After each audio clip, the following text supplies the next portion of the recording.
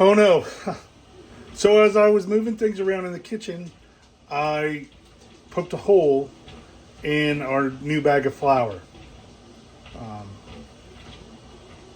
We don't have a canister big enough for it, so I've got some half-gallon jars, and I'm going to, I'll just show you what I'm going to do. Obviously, I have canned goods that I'm putting away up there.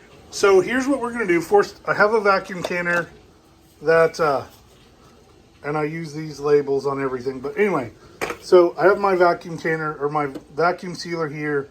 I have the attachment to vacuum can wide mouth jars. I have the regular one too. But I have this bag of flour that had I poked a hole in it just a few minutes ago. And so I'm gonna put some of it away in these jars and then fill our regular canister up and hope that I don't have any go to waste. So I've filled my flour up, and then I've taken these these were holiday leftovers, paper pads or cupcake things, and put them on top and tried to get them tucked in good to help alleviate any flour getting vacuum canned up. Then I'm fixing to wipe them with a nice clean dry cloth to make sure there's no flour at all on the rims. And then I'll show you how I'm gonna vacuum can them. So I made a fool of myself.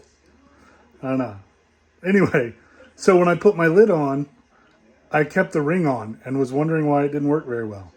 So let me show you the process that I do use when I do it right. So there's my dried goods, or in this case flour. You can see my lid, or my cupcake pad is in there. I've wiped my rim down really good. And now before I use these jars, I put them in the oven for a long time. That's a whole different video, but I heated my jars and then I let them cool because I was putting a cool thing in them, but I let them cool up here in a good clean spot to try to, kind of clean them the best I can. So I'm going to put the lid on, and then I'm going to put this, and this is a Food Saver canner, and then pardon the mess from the flour, and this hose connects into my machine. And I press it in there, make sure everything's good and snug. And I just hit the vacuum button, not the seal button. And you can see how it's going and how it's vacuuming. And I just let it go until it tells me it's done. Once I get the green light, then I come over and I pull this out. And then this comes off pretty easy.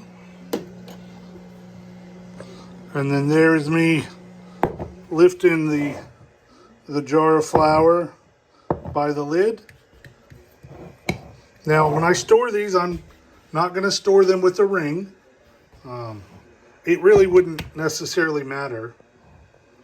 But the great thing, and I still have one to do, the great thing about this, so for me, the great thing about this method is when we put them up there, they're at eye level because we're going to put them, in the we have a baking cabinet. We'll put them up towards the top where we'll keep them. Usually we keep wheat, not flour. But for everyday baking, this is a size jar that my wife can move around. My daughter can move around really easy. And then once we open it, we'll just put a ring on it or dump it into our canister, which is most likely what will happen. And we will wash the jar and reuse it.